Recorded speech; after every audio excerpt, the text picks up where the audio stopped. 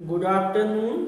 आज हम लोग पढ़ते हैं एप्लीकेशंस ऑफ डायमेंशनल एनालिसिस अर्थात विमीय विश्लेषण के अनुप्रयोग। तो देखते हैं फर्स्ट है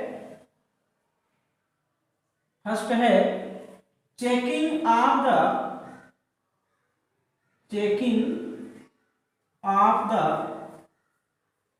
करेक्टनेस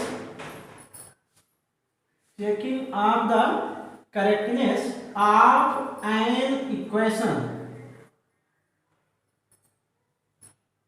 ठीक, तो चेक करते हैं कोई भी इक्वेशन करेक्ट है अथवा नहीं।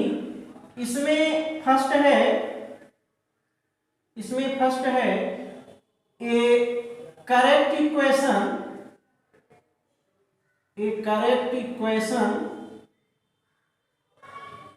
must also be dimensionally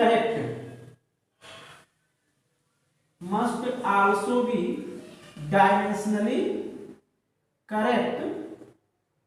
ठीक, कहने का मतलब है कि यदि कोई इक्वेशन करेक्ट है तो डायमेंशनली भी करेक्ट होगा। एक एग्जांपल से हम लोग देखते हैं। जैसे मान लीजिए हमने ले लिया कि kinetic energy K is equal to half mv² होता है। ठीक, तो it is the correct equation. ठीक, एक करेक्ट इक्वेशन में दिया है। अब इसके दोनों साइड का हम डायमेंशन निकालते हैं, देखते हैं कि डायमेंशनली करेक्ट है या नहीं। ठीक, तो this is the kinetic energy and dimension of kinetic energy K is the mL2T-2। ठीक, राइट साइड का डायमेंशन कैलकुलेट करते हैं तो हाफ इज द नंबर, इसका कोई डायमेंशन होगा नहीं। m का डायमेंशन होगा m and v is the velocity and dimension of the velocity is L T-1। तो इसका हो जाएगा स्क्वायर, तो ये हो जाएगा m L2T-2 हो जाएगा। तो हम देखते हैं कि दोनों साइड का डायमेंशन सेम है, अर्थात हमारा ये इक्वेशन डायमेंशनली भी करेक्ट है। ये हमारा इक्वेशन जो है ये डायमेंशनली भी करेक्ट है। ठीक, अब दूसरी चीज हम ये देखते हैं कि अगर कोई इक्वेशन डायमेंशनली करेक्ट है तो वो करेक्ट हो सकता है अथवा नहीं। ठीक, तो दूसरा है ए डायमेंशनली करेक्ट इक्वेशन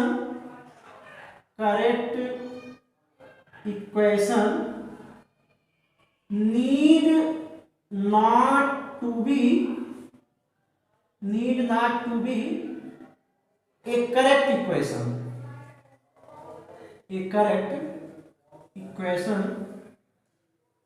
अर्थात यदि कोई इक्वेशन डायमेंशनली करेक्ट है तो ये जरूरी नहीं है कि वो एक करेक्ट इक्वेशन ही हो। एक एग्जांपल से हम समझते हैं। ठीक, जैसे मान लीजिए अभी हमने लिया वही कि kinetic energy K is equal to half mv²। ठीक, तो this is the correct equation. ठीक, लेकिन इसी को भी हम ऐसे ले लें K is equal to mv²। तो ये क्या है? ये है इनकरेक्ट इक्वेशन। ठीक, अब दोनों साइड का हम डायमेंशन कैलकुलेट करते हैं। तो dimension of the kinetic energy K is mL2T-2 और इस साइड का हम डायमेंशन देखते हैं। ठीक, तो हाफ इज द नंबर, इसका कोई डायमेंशन होगा नहीं। तो m का डायमेंशन होगा m एंड वेलोसिटी v की डायमेंशन होगी L T-1। ठीक, इसकी पावर 2। तो ये हो जाएगा m L2T-2।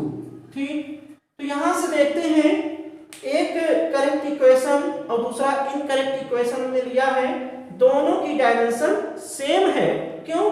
क्योंकि जो हाफ है ये नंबर है, ये डायमेंशनलेस है, इसकी कोई डायमेंशन होगी नहीं। तो ये जो अब हम देखते हैं डायमेंशनली करेक्ट है, डायमेंशनली करेक्ट है। ठीक, तो इस तरह से हम देखते हैं कि डायमेंशनली करेक्ट है और ये करेक्ट इक्वेशन हो भी सकता है और करेक्ट इक्वेशन नहीं भी हो सकता है। ठीक, तो हम देखते हैं सेकंड अनुप्रयोग, सेकंड अनुप्रयोग देखते हैं। Conversion of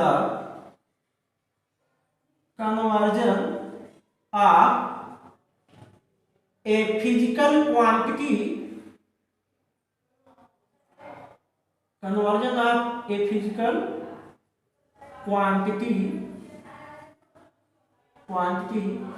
in one unit to another। ठीक, तो इस तरह से हम एक यूनिट से दूसरे यूनिट में कन्वर्जन करते हैं तो होता क्या है, न्यूमेरिकल वैल्यू चेंज हो जाती है। कैसे चेंज होती है देख लेते हैं। हम लोगों ने पढ़ा है कि n into u is equal to constant, हम लोगों ने पढ़ा है, means numerical value and unit of a physical quantity क्या होती है, कांस्टेंट होती है। तो हम यहां से कह सकते हैं n1 u1 is equal to n2 u2। ठीक, तो इस तरह से जब हम u1 को u2 में कन्वर्ट करते हैं तो हमारा n1 n2 में कन्वर्ट हो जाता है। तो यहां से n2 मींस न्यूमेरिकल वैल्यू हम कैलकुलेट कर सकते हैं। n2 is equal to u2 इधर जाएगा तो हो जाएगा n1 इंटू u1 अपान u2। ठीक, तो इस तरह से हम न्यूमेरिकल वैल्यू कैलकुलेट कर सकते हैं। कैसे कर सकते हैं, एक एग्जांपल से समझते हैं। जैसे मान लीजिए कि एग्जांपल दिया गया है कि एक जूल को अर्ग में कन्वर्ट कर दीजिए, दिया गया है। तो joule is the unit of work in SI system and erg is the unit of work in CGS system. ठीक, तो ये सीजीएस सिस्टम में और ये एसआई सिस्टम में वर्क की यूनिट है। ठीक, हम कैसे कन्वर्ट करेंगे, अब देखते हैं। वर्क की यूनिट है तो वर्क की यूनिट है तो वर्क की हम डायमेंशन कैलकुलेट कर लेंगे। तो work is the force into displacement. ठीक, इसकी यूनिट हो जाएगी, कैलकुलेट करेंगे तो हमें मिलेगा फोर्स की m l t माइनस 2 ये मिलेगा और डिस्प्लेसमेंट का हो जाएगा l। तो इस तरह से हम देखेंगे तो डायमेंशन हमें मिलेगा m l 2 t माइनस 2। ठीक, ये डायमेंशन हमें मिल गया। अब हम देखते हैं एसआई सिस्टम में इसका यूनिट क्या मिलेगा। तो 1 और जूल को हम कन्वर्ट करेंगे तो एसआई में मतलब मास किस में होगा, किलोग्राम होगा और लेंथ किस में हो जाएगा, मीटर में अर्थात मीटर स्क्वायर और टाइम किस में होगा, सेकंड में, मतलब ये पर सेकंड स्क्वायर। ठीक, इसे हमें कन्वर्ट करना है n2 अर्थात यहाँ n2 होगा, यहाँ n2 हो जाएगा जिसे हमें कैलकुलेट करना है। r को हम चेंज करेंगे, ये सीजीएस सिस्टम में क्या हो जाएगा तो मास हो जाएगा ग्राम, लेंथ हो जाएगा सेंटीमीटर स्क्वायर एंड टाइम हो जाएगा मीटर। इसमें हमें कन्वर्ट करना है। ठीक, तो हम कैसे कन्वर्ट करेंगे तो यहां से देखते हैं। यहां से जब हम n2 यहां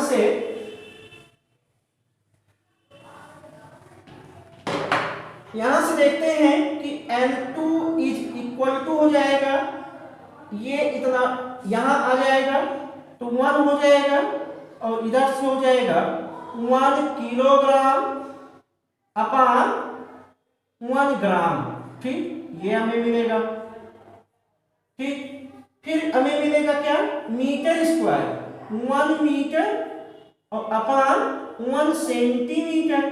ठीक, इसका दोनों का स्क्वायर है, हमने होल स्क्वायर कर दिया। इसके बाद हमें मिलेगा 1 सेकेंड अपान 1 सेकेंड दोनों की पावर क्या है -2, तो इसे हमने कर दिया।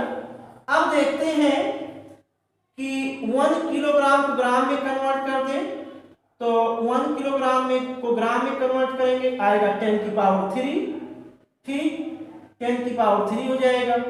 यहां देखेंगे 1 मीटर को सेंटीमीटर में कन्वर्ट करेंगे तो हो जाएगा 10⁻2 सेंटीमीटर, ठीक, साथ में मैंने डिवाइड भी कर दिया है, ठीक, इसका स्क्वायर हमने स्क्वायर कर दिया, और यहां से क्या हो जाएगा इंटू 1, ठीक, यहां से बचेगा 1। तो इस तरह से हम देखते हैं, तो हम देखते हैं हमें क्या मिलेगा 10⁻3 इंटू 10⁴ अर्थात 10⁻7 अर्ग, ठीक। तो हम कह सकते हैं कि 1 जूल इज इक्वल टू 10⁻7 अर्ग, ठीक। अब हम देखते हैं थर्ड, तीसरा देखते हैं, to find the relation among various physical quantities,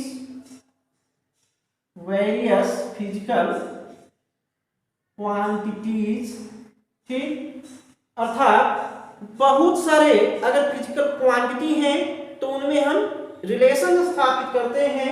कैसे करते हैं, एक एग्जांपल से हम समझते हैं। मान लीजिए एग्जांपल दिया गया है कि टाइम पीरियड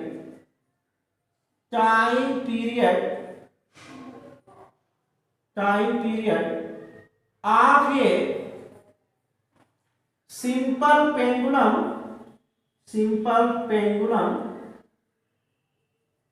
ठीक, depends on the length and gravitational acceleration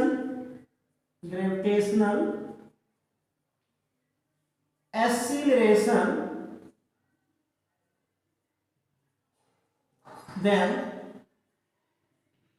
find the